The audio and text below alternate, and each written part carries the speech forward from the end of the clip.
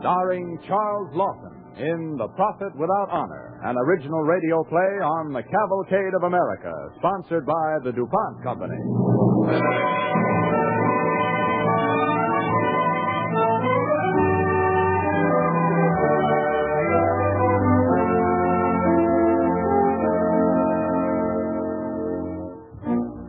A prophet is not without honor, save in his own country. So goes the ancient saying. Here in our own America, in this very century, there lived a prophet. 33 years ago, Homer Lee warned his countrymen that Japan someday would attack Pearl Harbor by surprise. He prophesied in infinite detail the war that would follow, and left to us his warning in his book, Valor of Ignorance. Our play, written by Robert Tallman, tells his story. DuPont, maker of better things for better living through chemistry, presents Charles Lawson in the role of Homer Lee on the Cavalcade of America.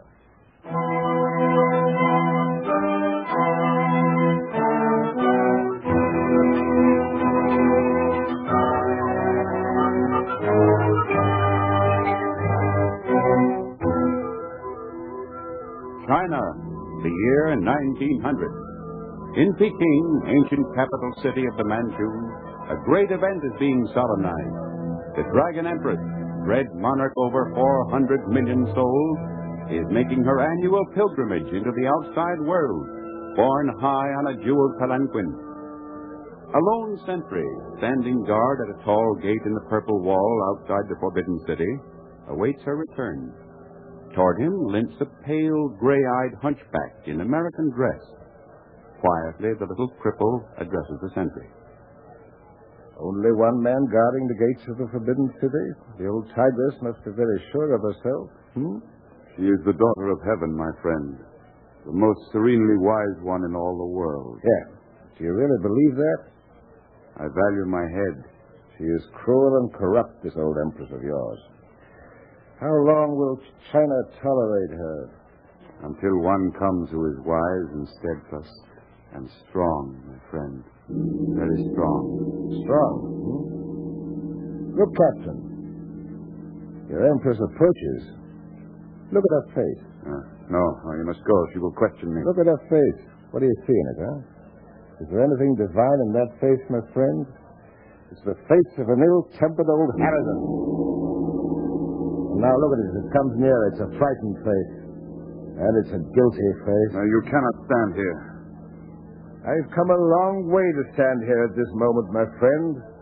I've wanted to have a good look at this Dragon Empress of whom 400 million good people are afraid. Sentry! Yes, Majesty. You see, she's angered at your presence. Go now, quickly. What is the meaning of this, Sentry? Your Majesty. A pale one in the dress of the foreign devils, standing at the sacred gates. Your sentry does you a service, O serenely wise one. He wishes you to have a lucky day. I had not noticed. It is a humped one. Yes. Yes, that is good luck. That is very lucky. And you speak the Manchu tongue. I have studied many of the dialects of China, Your Majesty. Then you are a scholar. Tell me your name. In my own country, in America, I am called Homer Lee. In China, I shall be called Wang Ying. Wang Ying! Don't you want to touch the back of my neck for luck, Your Majesty? No. Quickly. Open the gates wide. Carry me to the palace at once. Open the gates. Now, close the gates quickly and lock them. Lock them securely.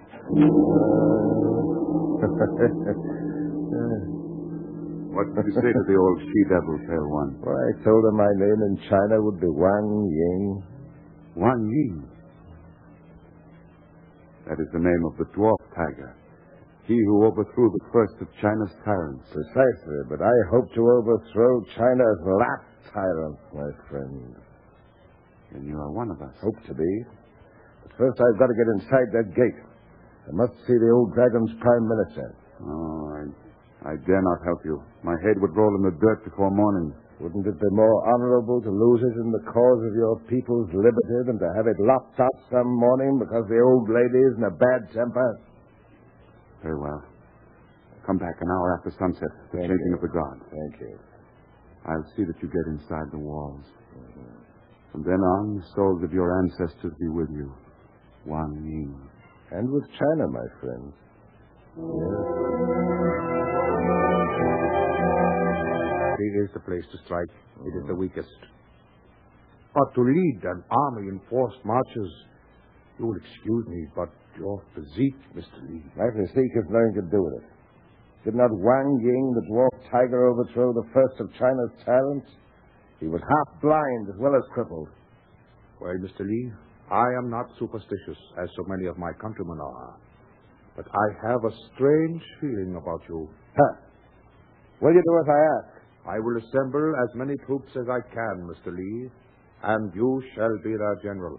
Yeah.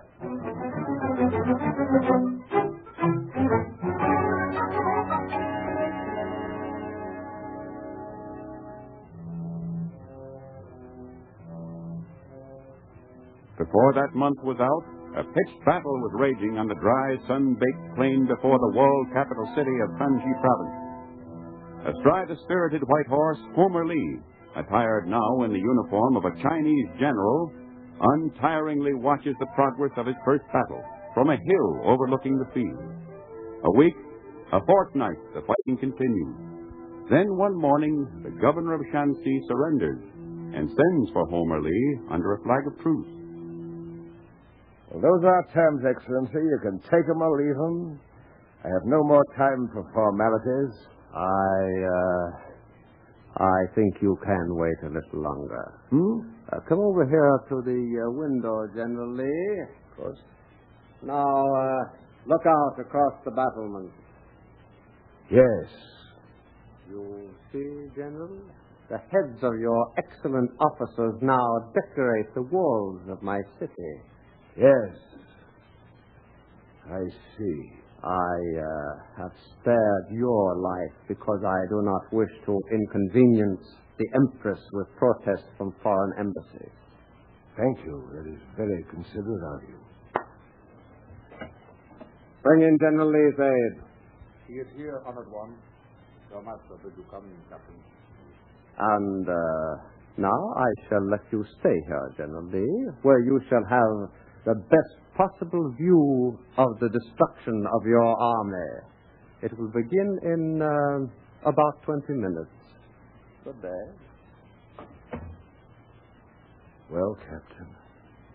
General Lee, if I could only get to our army in time. Yes.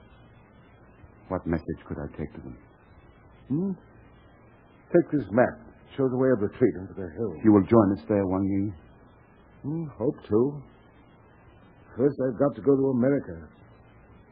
The discontent of China's millions has been like a stone dropped into a pool of water. Your battle must inevitably become the battle of free men everywhere. China's victory, might not even be won on Chinese soil.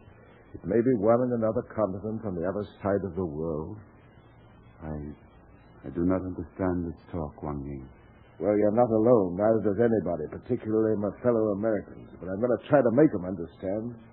And if I do, China will have a great ally.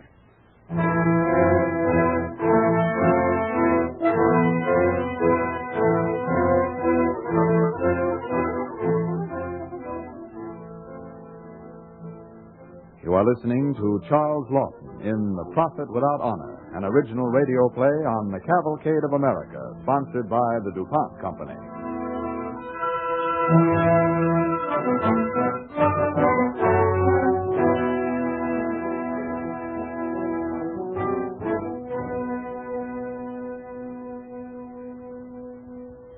As our play continues, Homer Lee, played by Charles Lawton, has returned home from his unsuccessful Chinese venture.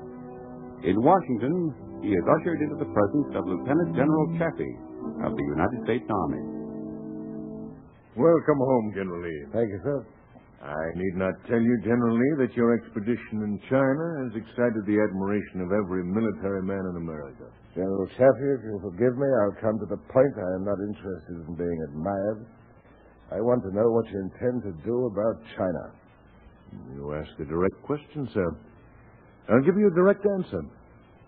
The United States Army has no militant aims in connection with China or any other foreign power. Yes. I was afraid you'd say that. You must realize things have changed since you went to China, sir. Due to the Spanish-American War, the European powers now have a new respect for America. Hmm? We've entered a period of international good feeling. Yes. That's all very commendable. But you've left one power out of your picture, sir. Yes? Yes. There's a fool in Germany who today can and will blast your pretty picture of international good feeling sky high. Oh, this German Kaiser. He struts and he postures. Yes. No one takes it seriously. Britain maintains the balance of power in Europe. Britain maintains the balance of power in the year of our Lord 1907, but I tell you, General Chaffee, we have passed far beyond the point where balance of power in continents or even hemispheres has any meaning. Germany controls important bases in the Pacific. These can be stepping stones for Japan's attack on our Pacific coast, or they can be barriers. Japan's attack on our Pacific coast? Will you tell me what is to prevent that, sir? General Lee, you leap around the world from China to Germany to Japan? Be that as it may, sir, for the moment, will you do something to send help to my good Chinese fighters? I regret that there is nothing I can do to help you, General Lee. Well, sir, will you give me permission to train a force of men myself? I can recruit them on the west coast among the Chinese population. I can raise money to arm and equip them from private sources. All I need is your blessing, sir. And a good drill sergeant. That much I'll be only too happy to do for you. Unofficially, General Lee. Thank you. And Godspeed you. Thank you.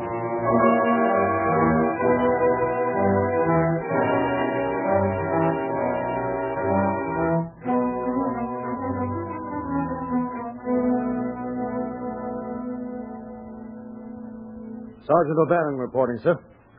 I have to report, sir, the men under training are ready for review. Good. I'm glad to hear that.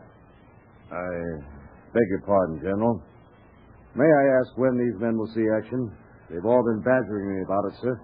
I'd like to know what to tell them. Well, you'll have to tell them to wait and be patient, O'Banion. I'm leaving today for Germany. Germany? But I thought we were going to fight in China, sir. Wars, O'Banion, have developed a habit of popping about from place to place. When I went to China, all the world was at peace, yet I found a fight there that had to be fought, huh? Now, Germany's preparing for war. I don't know yet what this war will mean to America or to China, but I've got to find out, and as soon as possible.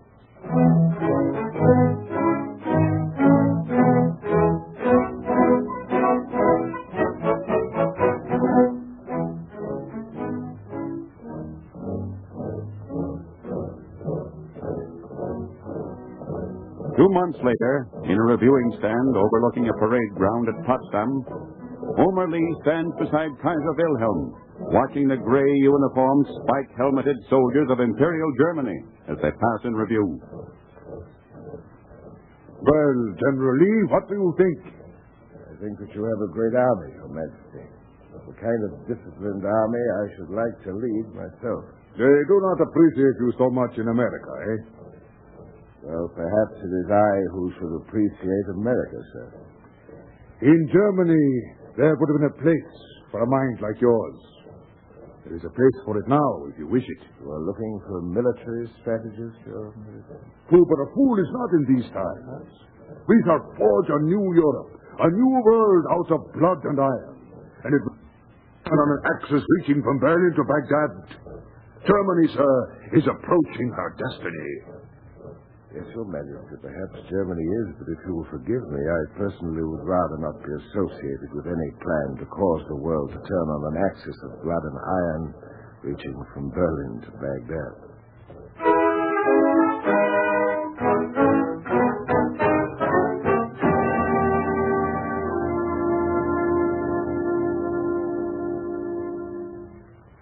Well, General, all I can say is you didn't get to Germany a minute too soon. Only I hope I'm not too late, O'Banion. There's an awful lot that's got to be done in too short a time. I've got to start America thinking about the German danger. I can't leave here with my country unprepared. Then we have our war to fight, O'Banion, in China. China's become more important than ever Now, whoa, General. One thing at a time. You'll kill yourself if you keep going on at this rate. A man doesn't die till his work is done, O'Banion. At least you took my advice and got yourself a secretary. You're going to need that eyesight of yours when we get to China. Would you tell me something, O'Banion? You don't think I'm working my secretary too hard, do you? Powers? No.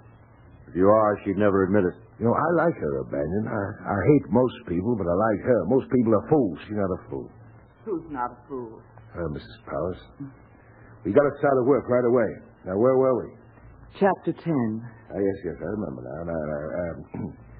With the acquisition of Holland, the German Empire expands right across the Pacific, securing a landed area 3 times greater than that of Germany, and a native population equal to that of France.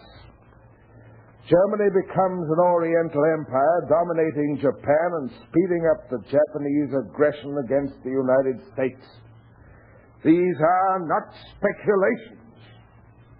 These are facts. We must face them. General Lee, what is it? I don't know. Pain in the back of my eyes. I can't hardly see anything. Oh, you must rest a while. Yes, there's a better. Oh, who believe me anyway? I've told them all these things 1,000 times, and still they go on bravely calling peace conferences, talking disarmament, when our enemies are powder kings ready to explode in our faces. General Lee. Yeah, what is it? There's a gentleman here to see you. The Chinese gentleman, Dr. Sun. Dr. Sun Yat-sen. Sun Yat-sen? Yes, I met him in Canton. Let him come in. Yes, sir. General Lee will see you, Dr. Sun. Thank you. General Lee, we meet again. I don't interrupt your work? Oh, no. I was on the point of abandoning the whole project. My secretary, Mrs. Powers, Dr. Sun. How do you do, sir? Madam, I have come to thank you for your great service in training officers for the Chinese Revolution, General Lee, and to ask you to come to China with them and me as my chief of staff. Dr. Sun, I believe you are a political leader, are you not? You envisage a republic in China. I do. Patterned precisely upon your American republic. Then you are a fool. You will be invaded by Japan before your republic is established. China has been invaded before. She swallows up her conquerors and digests them like so many bowls of rice. Yes, but this will not happen this time. The world is separating into 2 great hostile groups of nations, one dominated by Germany and Japan, and the other by the democracies. And it is going to be a death struggle. And China, if she becomes a republic, will be the first to shed her blood in the Holocaust. Then China will do so with pride. Manpower and ideals alone cannot win wars in this age, Dr. Sun. Your enemies are armed with machines for destruction. The German Count Zeppelin has perfected an airship to shower you with bombs from the skies. You cannot win, sir. General Lee, you are a great genius. Yeah. Your picture of our plight is a true one. I have no doubt of that. But you have left out of your picture an important element. Pray, what is that, sir? People. The strength of people bound together in a common resolve. We of China are such a people. Help us to overthrow the Manchu throne, and overnight we will become a united militant nation, ready to meet any enemy. You will see. Well, it is against all calculations, all natural laws, and all logic. You know, I have a promise to keep to your people before I die, Dr. Sun, and I'm going with you. Dr. Sun, I beg of you, don't let him do it. He's a sick man. I've told you many times, and I tell you again, Mrs. Powers, a man doesn't die until his work is done.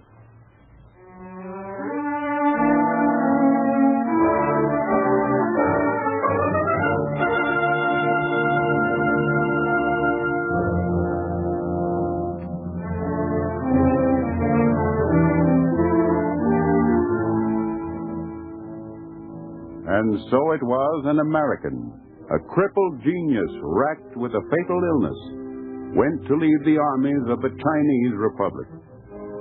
He lived to see that republic established, with Sun Yat-sen as its first president. And returning home, he lived to utter one final prophetic word of warning to his countrymen. No state is ever destroyed except through those avertible conditions that mankind dreads to contemplate. Yet nations prefer to perish rather than to master the single lesson taught by the washing away of those who have gone before them. In their indifference and in their valor of ignorance, they depart, together with their monuments and their constitution.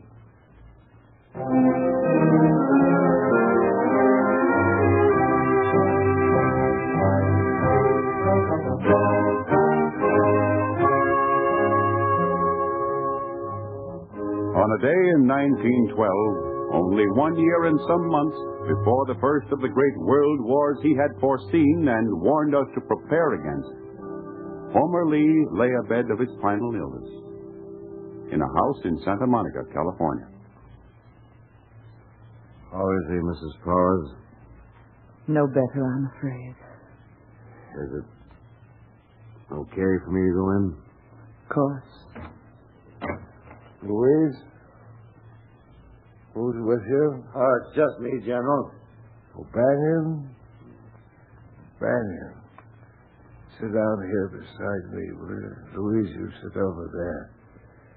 I need you both. I've never needed anything before in my life. Oh, been overdoing it again, huh, General? Maybe I have a Banyan, but the book was worth it. They can't argue with the facts in my book, can they? They can't say that's any pipe dream. I even drew pictures for them, showing exactly where the Japs must attack.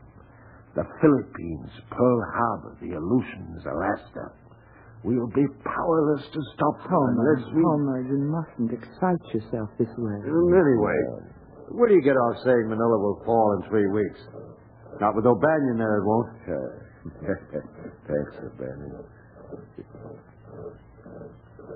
It's funny. I seem to hear marching somewhere, Louise. You do. The Chinese students want to pay their respects, but the doctor said you were too ill to see them. The leader of them said, when you heard them marching outside, you'd get the message they wanted to give you anyway. Yes. Yes, I get the message. You won't stop them, Louise, will you? You won't stop them? No. You know, there's hope in that sound. There's hope in that sound.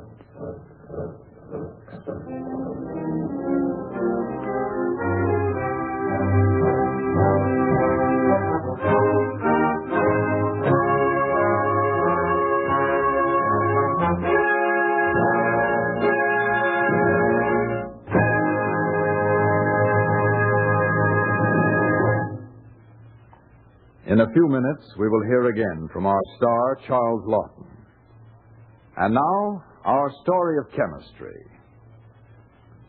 A chemical compound called phenothiazine, first manufactured by DuPont, has emerged as one of the greatest contributions of our day to animal husbandry.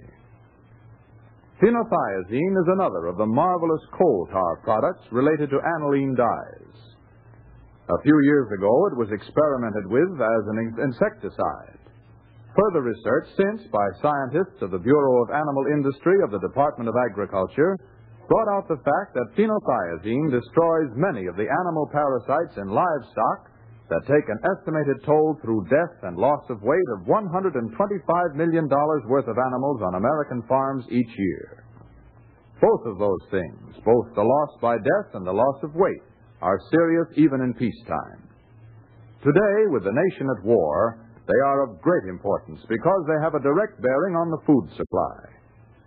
A single sheep may become infested by as many as 100,000 worms, as farmers and meat packers know to their sorrow.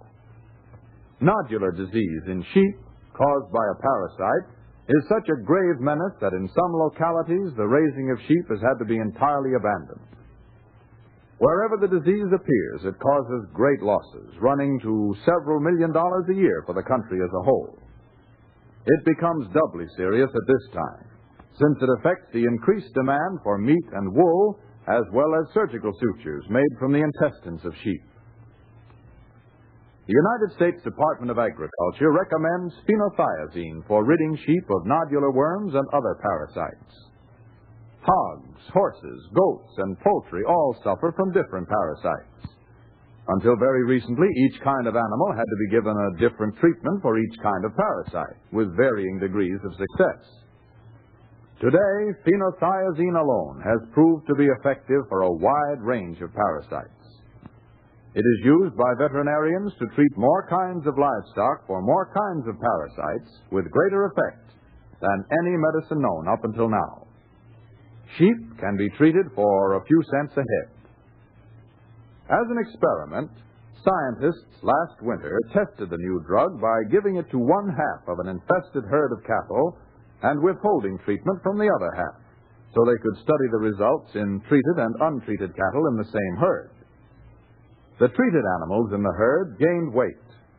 The untreated animals, fed the same diet but not given the phenothiazine, lost 80 pounds apiece over the winter. The burden of feeding the country at war and feeding our allies is so heavy that there is talk of meat rationing, of meatless days. Few things are more important to us at this moment than our supply of meats, milk, eggs, and wool, produced by the nation's herds and flocks. Safeguarding the health of these herds and flocks, phenothiazine, in wartime all the more than in time of peace, may certainly be called one of DuPont's better things for better living through chemistry. And now, our star of tonight's cavalcade, Charles Lawton.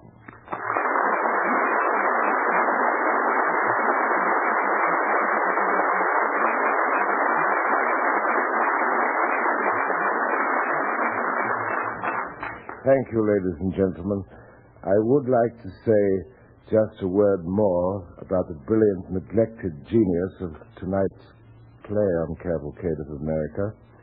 You know, Homer Lee's maps and his strategies and his sensational prophecies all emphasize one simple, basic fact: that only a militant, united nation can win a war.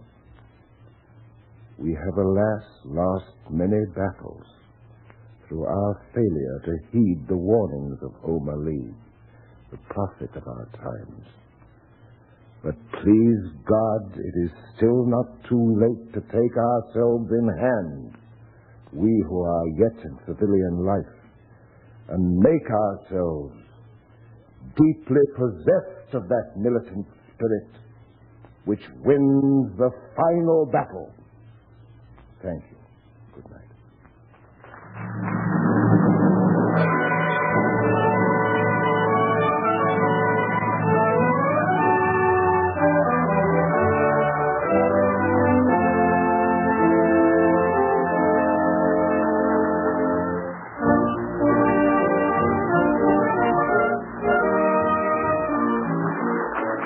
And now, before we sign off, a word about Cavalcade next Monday. At this same time next week, Cavalcade will present Soldier of Fortune, starring the distinguished screen player, Claude Rains. It is a powerful and dramatic story of Richard Harding Davis, America's pioneer war correspondent.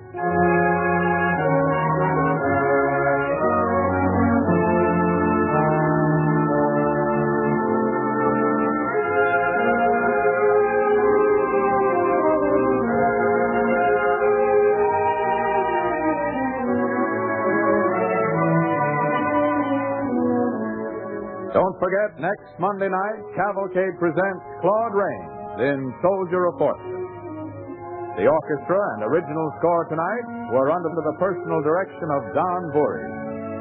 This is Clayton Collier sending best wishes from our sponsor, the DuPont Company.